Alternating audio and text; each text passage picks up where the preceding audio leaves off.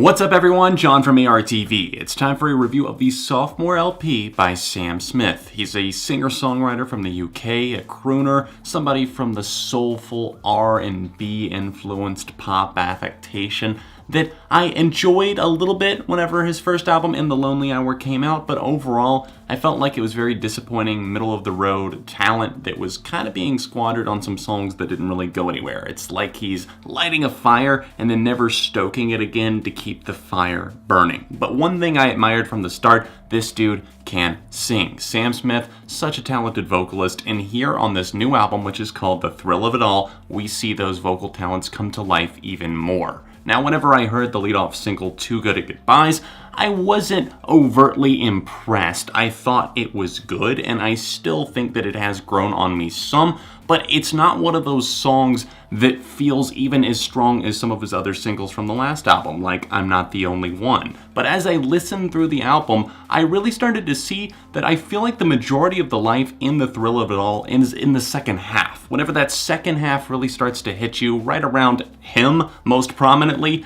this thing roars to life. Now, the problems that come with the first half of this record is really just that it's not that thrilling. It's called The Thrill of It All, and I understand that I think that is slightly tongue-in-cheek and, the thrill of it all with life and its ups and downs and everything like that. The thrill of it all. It's a phrase from older times, like the 50s and the 60s, and it fits because he does almost seem like he fits with that aesthetic. Much of his music is kind of a throwback to everything from a little bit of doo-wop and swing, a little bit of jazzy and orchestral pop thrown in there as well, and the first half of that record definitely does service that, even on tracks like Midnight Train, which has kind of a slide guitar on it, and Say It First, which is a love song which is trying to, I guess, get the other person to say that they love the other person first. But a song like that really just needs a push to come through and send it over the edge to make it unique, because there's so many songs in that same style and that same genre about love,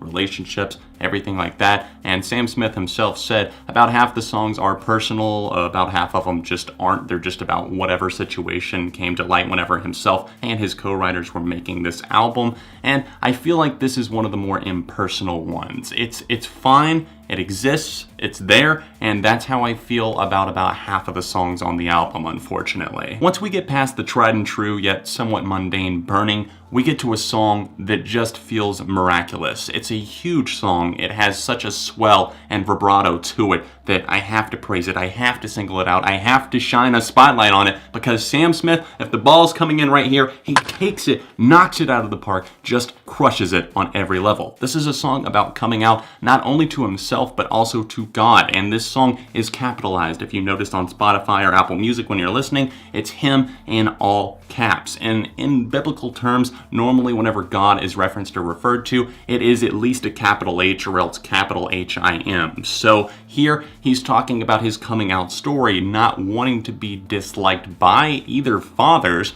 but also he's saying, I'm going to continue being me. And it's so powerful. The way he sings this one, the way that it builds up to the chorus, the choir effect on this, everything is gorgeous here, and this is exactly what I would want to see from Sam Smith. Palace does a great job of balancing out a very moody guitar groove, something that's very slick as it just slips and stays in the background of this track, and the vocals here, while a bit more refined, somehow they strike a little bit more and they stand out to me as much more prominent, and the message of the song becomes much more clear. A track like Palace seems like it's talking about everything that gets built up in a relationship, only for sometimes for it to fall apart, and questioning true love, questioning love in general, the strengths and the, I guess, detractors of it. It's something that plays out in really, really grand fashion. That, and also No Peace that comes right before that, featuring a singer I've never even heard of, and she only has one song on Spotify as of now. It's Yeba, and she has a great voice. She does great harmonies here on the vocals with Sam Smith on No Peace.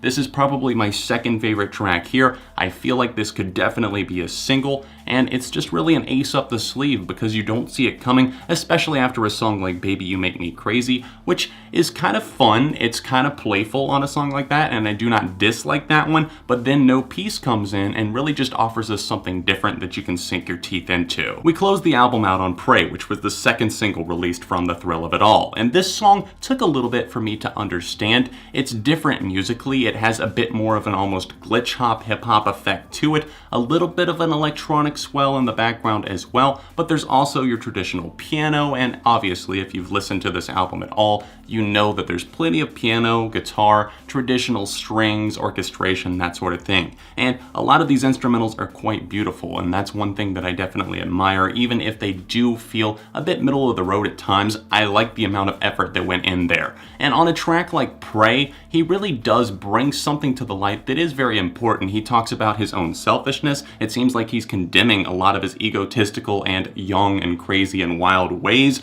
and he talks about just an eye-opening experience he had by going overseas, seeing the death toll and just the toll that was taken on Middle Eastern countries in general. And even though he's not religious, he's talking about praying. This song isn't anything crazy original or super fresh, but at the same time, Sam Smith sells it earnestly enough, and I do feel like it's genuine. So I've gone from kind of feeling like to more of a, okay, I'm on board with this. There's a few songs that I feel like might win over some new fans, but honestly, if some turn it on, they're just gonna feel like it's more of the same. I do feel like it's a slight improvement over In the Lonely Hour, which I rated a 3 out of 5, so it's only natural for me to give this a 3.5 out of 5. What do you guys think though? The Thrill of It All by Sam Smith. Sound off your thoughts in the comment section down below. Keep in mind this was all just my opinion today, so like I said, let me know about yours in those comments down below. If you would, leave a like on the review to let me know that you enjoyed it, you're enjoying what I do here on the channel. And other than that, if you're able to, please support me on Patreon. I now have a Patreon exclusive podcast that's at least debuting a week early on Patreon.